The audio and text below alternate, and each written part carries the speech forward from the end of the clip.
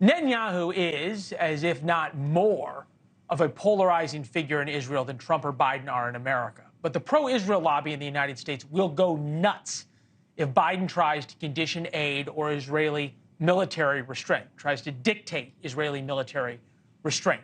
There is a battle coming. Ambassador John Bolton is here, former assistant to the president for national security affairs, also former ambassador to the United Nations. Good to see you, sir. Thank you. What is next now in this showdown between the American administration and the Israeli military? Well, I think with the initial pause now behind us, I think Israel's best judgment here is simply to proceed militarily to achieve the objective it says it wants, which is the elimination of Hamas. I think the second guessing by the Biden administration, the efforts to prolong the pause, to turn it into a full ceasefire, are objectively pro-Hamas, because it denies Israel the self-defense right it has to eliminate the terrorist threat. I think that's a kind of terrorist veto.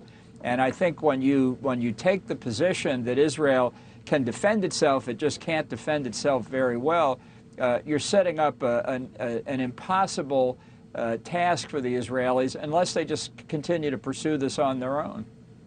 You and I have spent a lot of time together in Jerusalem.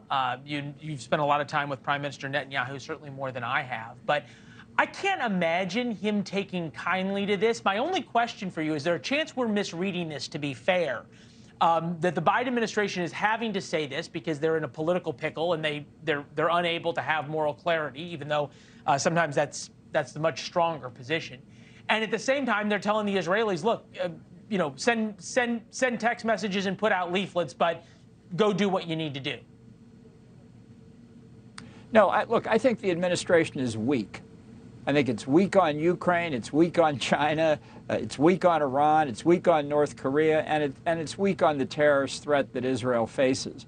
Biden's rhetorical support initially was quite strong, but when he put his arm around Netanyahu, he kept his arm around Netanyahu, and they really are trying to constrain what Israel is doing.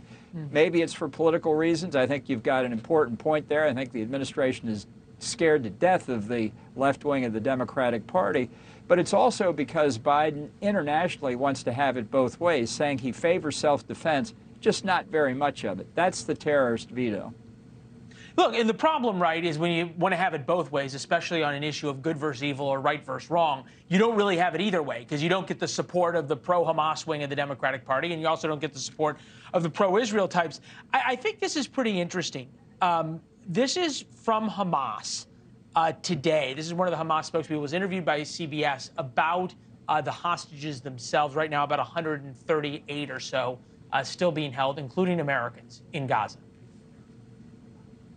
How many hostages do you have left in your hands that are still alive? I don't know. You don't know? The number is not so important. Is it time, as sad as this might be to say, to resign ourselves that it was great to get the hostages out that came out, but that can no longer be the focus?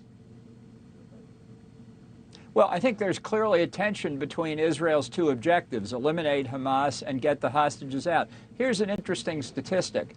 During the first 6 weeks of conflict, when Israel was pounding Hamas in the north and some in the south, how many hostages did Hamas kill? I think the answer to that is we're not aware of anybody they killed. And there's a reason for that. A dead hostage isn't any good to Hamas. So if we don't know that they've killed any in the first 6 weeks, why do we think they're suddenly going to start killing them if Israel resumes its military operations? I think that's bluff. But I think there's another point, too. I think they've got more than 140 hostages. They've already released a lot of other nationals people hadn't honestly paid any attention to, Thailand and other countries. I suspect there are more there. And here's the thing that really worries me. When you're getting 3 Palestinian prisoners released for every hostage you turn, every kidnapped victim you turn back to Israel, you know, there's a business plan there to get more Israeli hostages, and that is not good news for the Israeli people. Yeah, it's not. And look, Hamas has said they're going to keep doing this every time they get an opportunity. Mr. Ambassador, welcome back to the program. We've missed you. It's great to see you, sir. Thank you. Thanks for having me.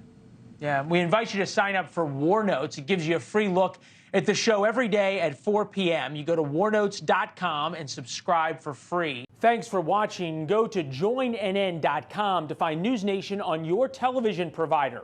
And don't forget to click the red subscribe button below to get more of NewsNation's fact-driven, unbiased coverage.